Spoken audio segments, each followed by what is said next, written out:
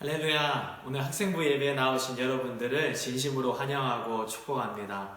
함께 읽으실 하나님 말씀은 창세기 12장 1절부터 9절까지의 말씀입니다. 구약성경 창세기 12장 1절부터 9절까지의 말씀을 우리 한 목소리로 합독할 수 있도록 하겠습니다. 여호와께서 아브라함에게 이르시되 너는 너의 본토 친처 아비집을 떠나 내가 내게 지시할 땅으로 가라. 내가 너로 큰 민족을 이루고 내게 복을 주어 내 이름을 창대케 하리니 너는 복의 근원이 될지라. 너를 축복하는 자에게는 내가 복을 내리고 너를 저주하는 자에게는 내가 저주하리니 땅의 모든 족속이 너를 인하여 복을 얻을 것이니라 하신지라. 이에 아브라함이 여호와의 말씀을 쫓아갔고 롯도 그와 함께 갔으며 아브라함이 하란을 떠날 때에 그 나이 75세였더라. 아브라함이 그 아내 사레와 조카 롯과 하란에서 모은 모든 소유와 얻은 사람들을 이끌고 가나안 땅으로 가려고 떠나서 마침내 가나안 땅에 들어갔더라. 아브라함이 그 땅을 통과하여 세겜 땅 모래 상수리 나무에 이르니 그때 가나안 사람이 그 땅에 거하였더라. 여호와께서 아브라함에게 나타나 가라사대 내가 이 땅을 내 자손에게 주리라 하신지라. 그가 자기에게 나타나신 여호와를 위하여 그곳에 단을 쌓고 거기서 베델 동편산으로 옮겨 장막을 치니 서는 베델이요 동은 아이라. 그가 그곳에서 여호와를 위하여 단을 쌓고 여호와의 이름을 부르더니 점점 남방으로 옮겨갔더라. 아멘.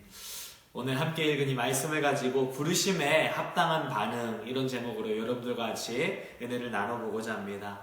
영국을 대표하는 미술가 중에서 테이트 갤러리라고 하는 미술관이 있는데요. 거기서는 매해마다 미술가들 중에서 가장 뛰어난 활동을 한 작가를 선정해서 특별한 상을 수여한다고 해요. 그 상의 이름인즉 터너 상인데요. 이 상의 이름은 영국 근대 미술의 아버지라고 불리우는 윌리엄 터너라고 하는 그 작가의 이름에서 차용된 것이라고 합니다. 이 윌리엄 터너에 관한 한 유명한 일화가 있는데 그가 교회에서 주일학교 교사로 아주 열심히 봉사를 했었다고 해요. 하루는 자기가 맡았던 아이들을 불러다가 큰 종이를 주고는 이곳에 너희들 마음대로 한번 그려봐라 이야기를 합니다. 그래서 신나서 아이들이 그곳에서 마음대로 막 그리는데 많은 아이들이 그리다 보니까 결과적으로 그 그림은 낙서같이 돼버렸습니다. 그런데 놀랍게도 윌리엄 터너가 그곳에 붓을 잡고 그림을 그리기 시작하자 그곳에 어떤 일이 일어났을까요?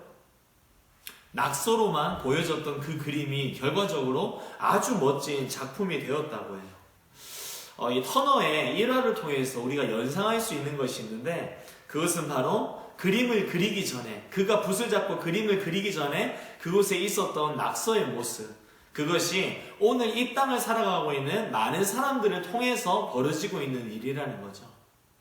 우리 하나님께서 제공해 주신 그 바탕 자체는 너무나도 깨끗하고 아름다운 상태였습니다. 그런데 그곳 가운데 죄악된 인간들이 이것저것 관여하고 온갖 죄악으로 낙서를 해버린 그런 상태가 되고 말았다는 거죠. 그런데 그 가운데서도 우리 하나님은 회복과 또 만회의 일을 계속 해나가셨어요. 아담과 하와의 죄가 있었고 가인의 죄가 있었고 또 노아 시대에 그 사람들의 죄가 있었고 노아 후손들의 죄가 있었어요. 그런데 그 모든 것이 하나님의 디자인을 파괴시킨 끔찍한 일이었지만 그럼에도 불구하고 하나님은 그 가운데 하나님의 작품으로서의 완성을 향해 가고 계셨다는 거예요. 흩어진 모든 민족 가운데 그래서 한 사람을 우리 하나님이 찾으셨는데 그 한 사람이 누구인가? 바로 오늘 본문을 통해서 우리가 만날 수 있는 아브라함이에요. 이 아브라함이 본래 거했던 곳은 우르라고 하는 곳인데요. 정확한 이유는 알 수 없지만 우르에 있었던 아브라함의 그 가족이 하란이라고 하는 곳으로 이동을 하게 됩니다. 그리고 이 하란이라고 하는 곳에서 하나님은 아브라함에게 대뜸 나타나셔서 말씀하세요. 창세기 12장 1절부터 3절입니다. 여호와께서 아브라함에게 이르시되 너는 너의 본토 친처 아비집을 떠나 내가 내게 지시할 땅으로 가라. 내가 너로 큰 민족을 이루고 내게 복을 주어 내 이름을 창대케 하리니 너는 복의 근원이 될지라. 너를 축복하는 자에게는 내가 복을 내리고 너를 저주하는 자에게는 내가 저주하리니 땅의 모든 족속이 너를 인하여 복을 얻을 것이니라 하신지라. 아멘.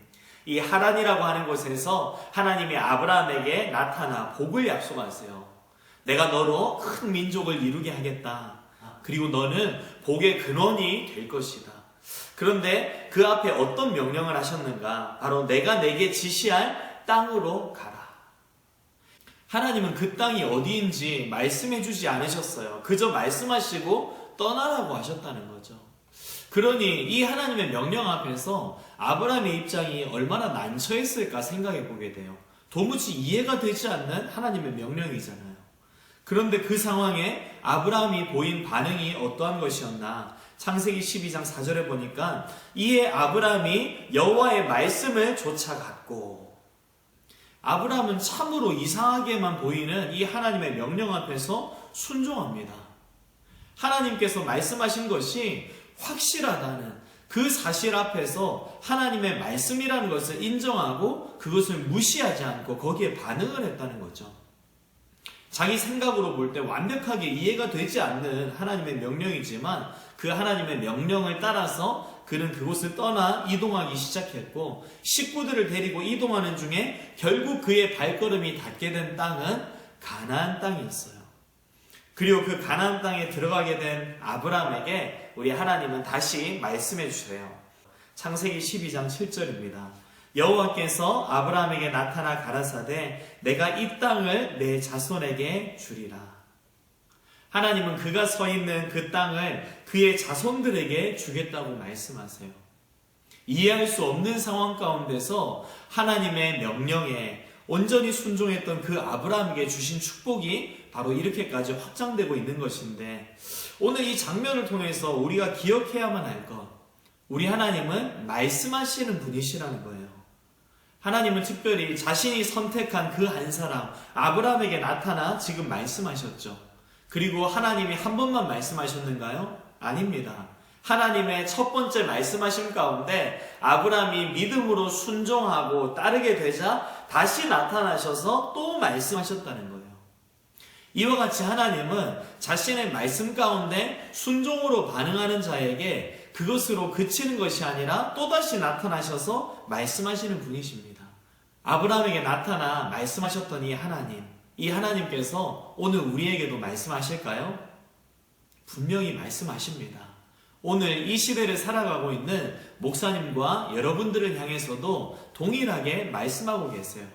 자, 그러면 이 하나님은 어떻게 말씀하실까? 우리 히브리서 1장 1절부터 2절까지 말씀해 보면, 옛적에 선지자들로 여러 부분과 여러 모양으로 우리 조상들에게 말씀하신 하나님이 이 모든 날 마지막에 아들로 우리에게 말씀하셨으니, 히브리서 기자가 언급하고 있습니다.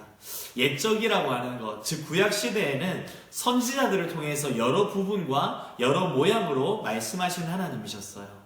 많은 선지자들에게 꿈으로도 말씀하시고 환상으로도 말씀하시고 여러 특별한 이적과 기사를 통해서도 말씀하셨습니다.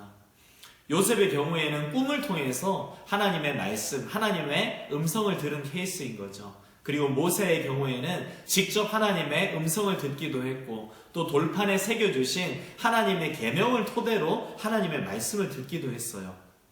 그 외 구약 시대별로 하나님은 자신이 특별히 지명한 사람들에게 다양한 방법으로 나타나셔서 말씀을 하셨습니다.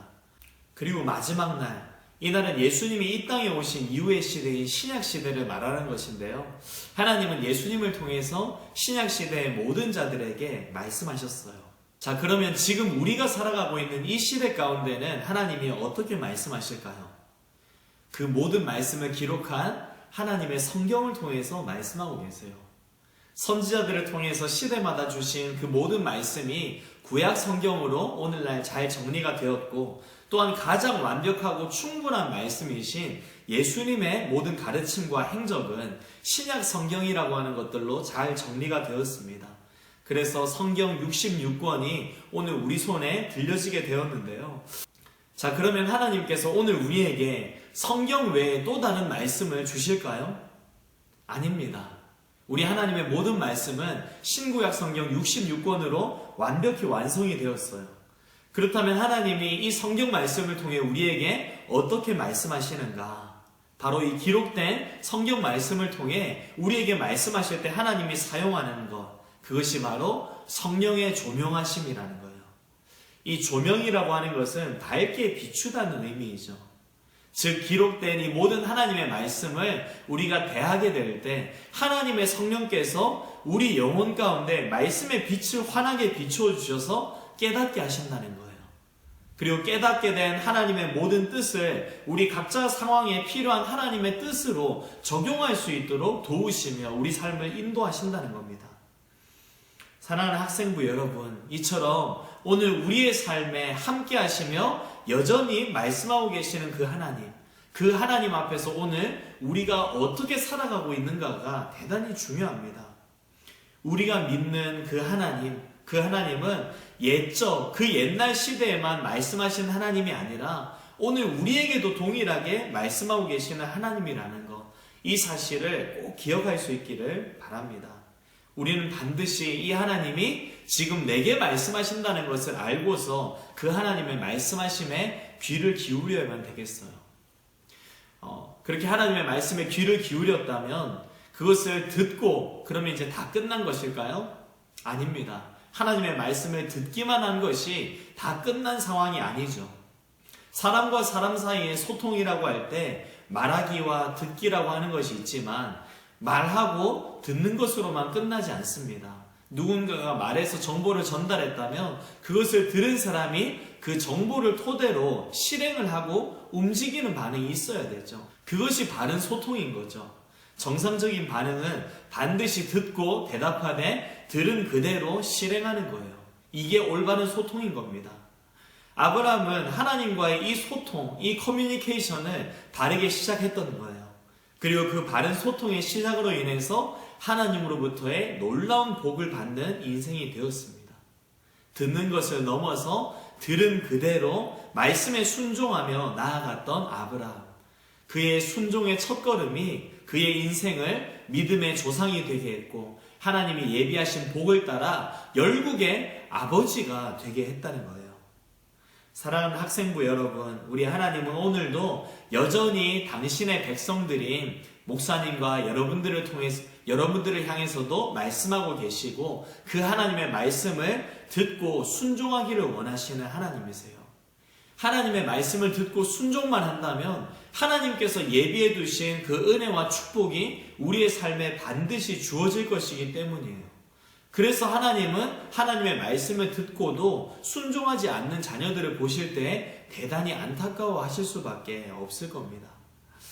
이 한 주간도 우리에게 주신 그 모든 하나님의 말씀을 기억하고 또 가까이 하고자 하는 마음의 소원들이 일어날 수 있기를 원해요.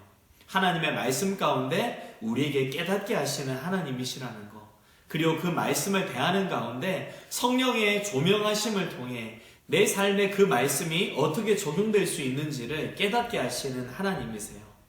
부디 그 하나님의 말씀하심 가운데 아브라함과 같은 믿음으로 반응하는 우리 모든 학생부가 다 되어서 이 한 해 가운데 하나님이 내게 준비해 두신 그 하나님의 축복을 향하여서 한 걸음 한 걸음 더 가까이 나아가는 복이 있기를 주님의 이름으로 축원합니다.